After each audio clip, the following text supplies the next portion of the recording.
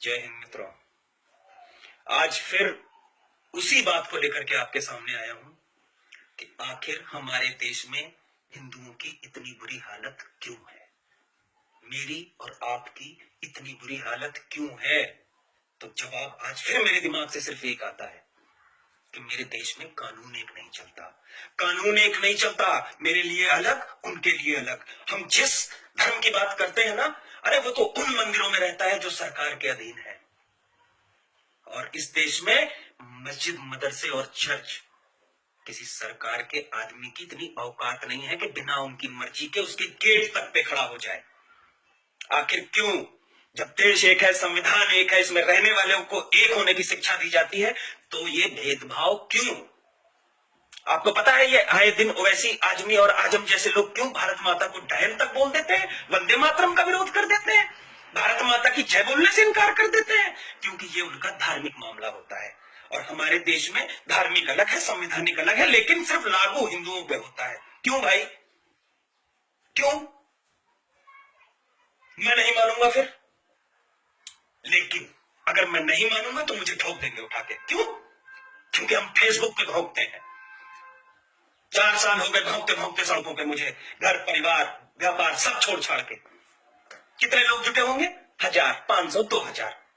बहुत ज्यादा मेहनत कर लूंगा तो 5000।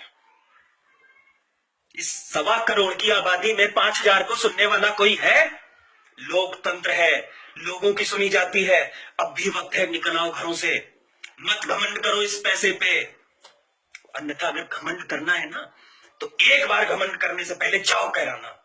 बहुत व्यापारी थे वहां पे, बहुत बड़े बड़े रईस। देखो जाके कि उन्होंने जो 18-18 इंची पे वो खरीद रखे थे ना गद्दे, उन पे कौन उनकी बेटियों के साथ सोया? क्यों भागना पड़ा उन्हें?